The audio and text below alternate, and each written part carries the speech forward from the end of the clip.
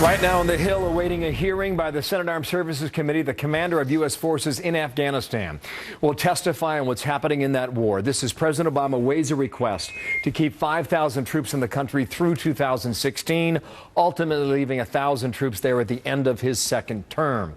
Republican Senator Tom Cotton, member of the Senate Armed Services Committee, will be there. And Senator, thank you for your time before we get to that hearing. Here is John Campbell, the general from yesterday, on this. We have now learned that on October 3rd, Afghan forces advised that they were taking fire from enemy positions and asked for air support from U.S. forces. An airstrike was then called to eliminate the Taliban threat, and several civilians were accidentally struck. This is different from the initial reports, which indicated that U.S. forces were threatened and that the airstrike was called on their behalf. Yeah, you obviously know that's about the hospital in Kunduz in northern Afghanistan. What do you need to understand from the U.S. commander today, sir? Well, Bill, you've been in war zones, and you know that first reports from the front are often or even usually wrong. General Campbell and I met yesterday. He assured me, as he will at a hearing today, that there are 3 different investigations ongoing. No one feels worse about this terrible tragedy than General Campbell and the troops underneath his command. We want to ensure that we understand all the facts and that we try to do the very best we can to put procedures in place to stop this kind of incident from happening in the future. But let's be clear. Yeah. It's the Taliban's presence in Kunduz that ultimately is responsible for the deaths of these innocent civilians. You are keeping your powder dry until you hear from him. That's what I hear from that, right? It's important, again, in a war zone, you often see the fog of war, and that's why we have investigations after the fact of things like this. I've seen them at a much lower level as well. The Army is very thorough, as will NATO and the Afghan government be. We'll get the facts, and we'll try to do the very best we can to stop this kind of thing from happening in the future. And we will certainly listen for the headline from that hearing, and it will be critical. The report about leaving 5,000 more U.S. troops in Afghanistan through 2016 ultimately puts 1,000 troops in that country at the end of the president's second term. Are you okay with that? Well, I think 1,000 troops would be far too few. They'd be able to do very little besides guard our embassy and other compounds in Kabul. If we actually are going to have an effective counterterrorism strategy, we're going to have more troops than that. 5,000 is probably too few, but it's much better than 1,000.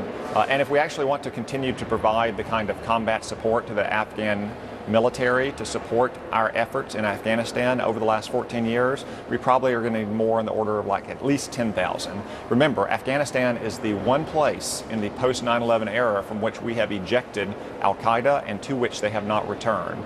It'd be a terrible thing to squander that victory. As we're increasingly seeing in Iraq, we've allowed al-Qaeda in the form of the Islamic State to come back in to get lands that we once controlled. 10,000, considerably higher than the White House wants, as you well know. Move further west. There's a report that Russia is willing to hit ISIS targets inside of Iraq, which would be in addition to what they're doing right now in Syria. If that happens, what should we learn from this?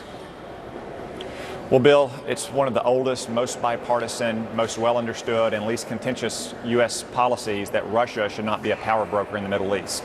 And unfortunately, because of Barack Obama's years of appeasement and concessions towards Vladimir Putin and his desire to cut and run from the Middle East at all costs, Russia is increasingly becoming a power broker in places like Syria and Iraq.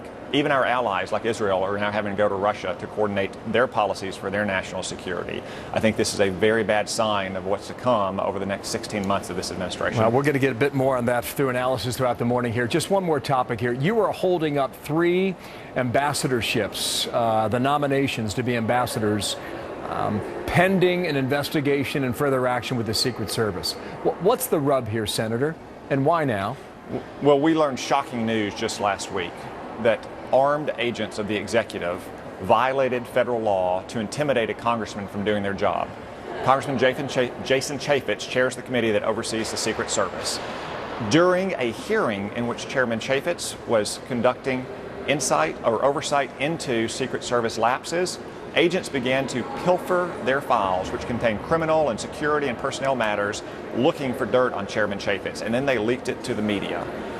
The executive branch needs to take this much more seriously than they have. We cannot have a situation in which agents of the executive are trying to intimidate members of Congress or senators of either party from doing the work of the American people.